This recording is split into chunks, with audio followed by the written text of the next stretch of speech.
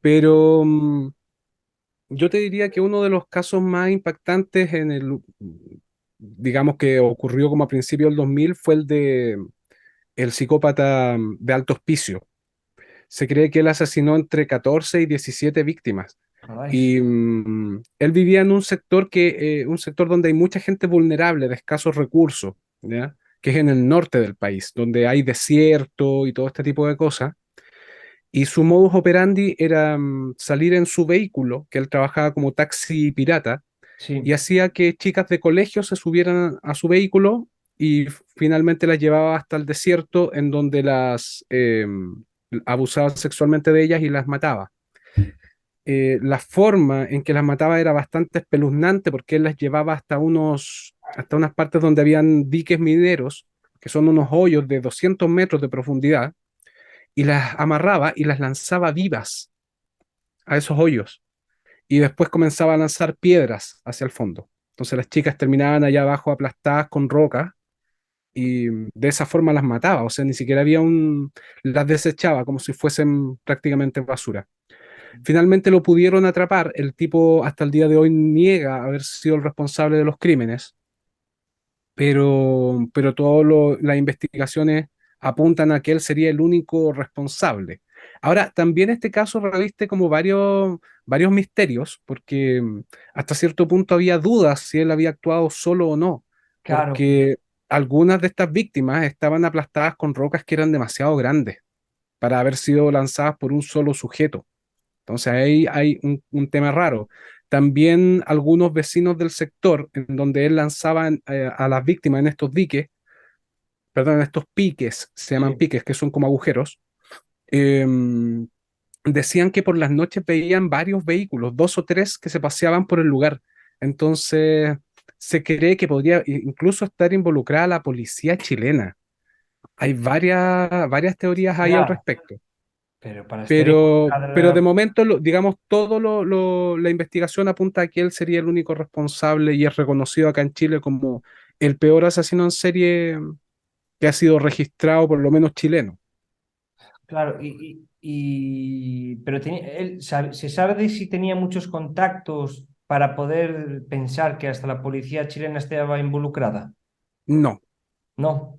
no, era un tipo de escasos recursos que tenía una vida bien, Bien digamos, humilde. tranquila. Sí, Sí, bien taxista. humilde. No. No. ¿Sabes una cosa que sí que me he fijado? He mirado muchas historias de muchos de criminales y a mí lo que me llama la atención es que muchos de ellos siempre son gente que fue marginada de pequeña o que sufrió abusos. Es algo que me llama mucho la atención de que siempre cumple casi siempre el mismo factor. ¿Tú por qué crees que llega a ser eso? Mira, yo te diría que no en todos los casos ocurre, pero sí en una gran mayoría.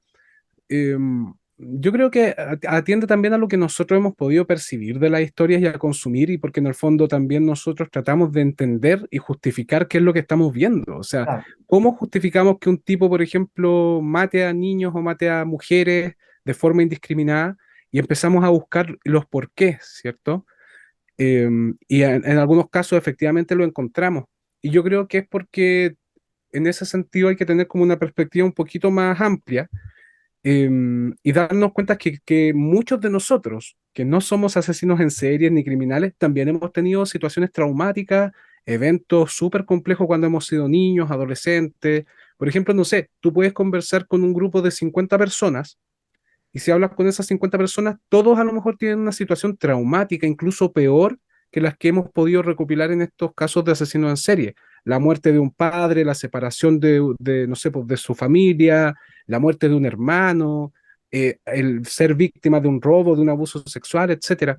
Entonces, claro, cuando nosotros nos enfocamos en la historia de un asesino y descubrimos que la madre murió de cáncer cuando él tenía 5 años, nosotros lo percibimos como, oh, es que esta cuestión a lo mejor hizo que esta persona se sintiera sola, pero hay algunos asesinos que han tenido una vida sumamente tranquila, entre comillas, se han criado en una buena familia y de todas formas cometen este tipo de crímenes. Entonces, ahí no, yo creo que ahí cae el estudio de distintos tipos de personalidades, ¿ya? Porque tenemos que entender que para que un sujeto sea un asesino en serie, tiene que cometer por lo menos 3 asesinatos y que haya un intervalo de tiempo entre uno y otro.